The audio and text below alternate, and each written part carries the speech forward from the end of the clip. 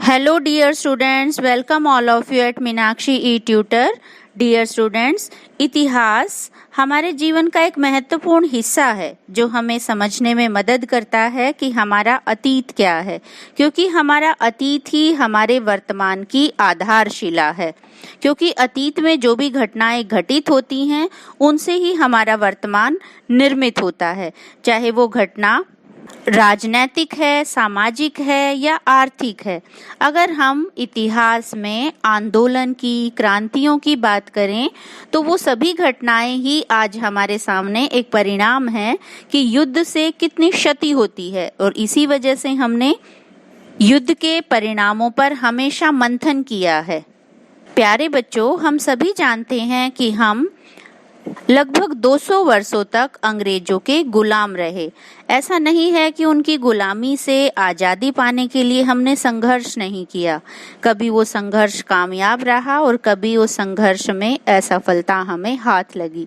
तो आज हम ऐसे संघर्ष की चर्चा करते हैं जो शुरुआती संघर्ष था, लेकिन उसने नव भारत की नींव रखी, या हम कह सकते हैं आज़ादी के लिए जो मतवाले थे उनके लिए एक भूमिका तैयार की। तो वो हमारा टॉपिक होगा आज का 1857 की क्रांति। क्योंकि 1857 की क्रांति इतिहास में एक महत्वपूर्ण क्रांति थी, तो जो भी प्रतियोगी परीक्षाएं हैं इससे रिलेटेड बहुत सारे क्वेश्चन एग्जाम में पूछे जाते हैं। तो आज हम फनी ट्रिक से वो सभी केंद्रों को याद करेंगे और उनके प्रमुख नेताओं को याद करेंगे जो 1857 की क्रांति से जुड़े हुए थे। तो शुरुआत करते हैं अपने टॉपिक की। 19वीं सदी में, यानी कि हम कह सकते हैं कि पहली आधी सदी के दौरान ईस्ट इंडिया कंपनी का भारत के बहुत बड़े हिस्से पर कब्जा हो चुका था, और जैसे जैसे ब्रिटिश शासन का भारत पर प्रभाव बढ़ता गया वैसे वैसे ब्रिटिश शासन के खिलाफ जनता में असंतोष फैल गया था। प्लासी के युद्ध के बाद 100 साल बाद, यानी कि प्लासी का युद्ध कब हुआ था? 1757 में, और उसके ठीक 100 साल बाद 1857 में ब्रिटिश शासन के दमनकारी शासन के खिलाफ एक असंतोष, या हम कह सकते हैं कि विद्रोह के रूप में भारतीय जनता के मन में ब्रिटिश शासन के खिलाफ असंतोष का भाव फलने लगा। वैसे तो इस विद्रोह के अलग अलग कारण थे, राजनीतिक कारण थे, सामाजिक कारण थे, आर्थिक कारण थे। इन सभी कारणों से एकजुट होकर क्रांति की आग ऐसी भड़की जिसने संपूर्ण उत्तर भारत को अपने चपेट में ले लिया। क्रांति की शुरुआत हुई 10 मई 1857 में मेरठ से, जो धीरे धीरे कानपुर, बरेली, झांसी, दिल्ली, अवध जैसे स्थानों पर फैल गई। कमल और रोटी आज जो क्रांति थी उसका एक प्रतीक चिन्ह था। तो हुआ क्या? मेरठ में भारतीय सिपाहियों ने ब्रिटिश अधिकारियों की हत्या कर दी, जेल तोड़ दी, और दिल्ली के लिए वो आगे बढ़े। दिल्ली पहुंचकर उन्होंने दिल्ली पर अधिकार कर लिया, और मुगल सम्राट जो बहादुर शाह द्वितीय हैं उनको दिल्ली का सम्राट घोषित कर दिया।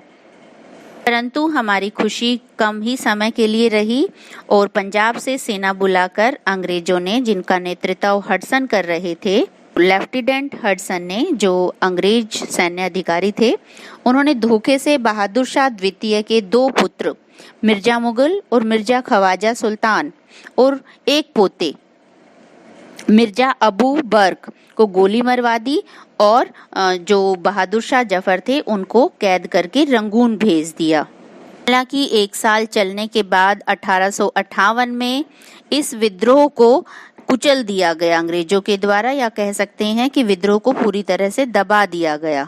1 साल तक चलने वाला विद्रोह भले ही दब गया हो, खत्म हो गया हो, लेकिन इसकी चिंगारी अभी भी सुलग रही थी, और इसने इतिहास में अपनी इतनी छाप छोड़ी है कि ये इतना इम्पोर्टेंट क्वेश्चन बन जाता है। आप सभी अगर अपनी एनसीईआरटी की बुक को उठाएं तो लगभग 4th स्टैंडर्ड से हम इसको पढ़ना शुरू करते हैं, और लास्ट में डॉक्टरेट तक अगर हम हिस्ट्री सब्जेक्ट को अडॉप्ट करते हैं तो लास्ट तक इस पे हम वर्क करते रहते हैं, या इस कंटेंट से जुड़े जुड़े रहते हैं। तो प्रतियोगी परीक्षाओं में अगर मुगल साम्राज्य के बाद सबसे ज़्यादा क्वेश्चन पूछे जाते हैं तो अंग्रेजी साम्राज्य में, और चूंकि ये अंग्रेजी साम्राज्य की से जुड़ी हुई एक क्रांति थी तो इससे संबंधित बहुत सारे क्वेश्चन पूछे जाते हैं।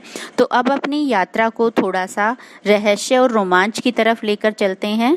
अब फनी ट्रिक से उन नेताओं को याद करते हैं जो इस स्वतंत्रता संग्राम से जुड़े हुए थे।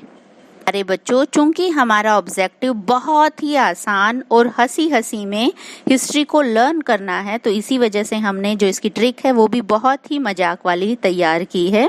ट्रिक क्या है? कानपुर के नाना कमल और रोटी को बरेली में खाना। तो इसकी एक्सप्लेनेशन से आप समझ सकते हैं कि कौन से नेता किस क्षेत्र से जुड़ के और क्रांति का नेतृत्व कर रहे थे।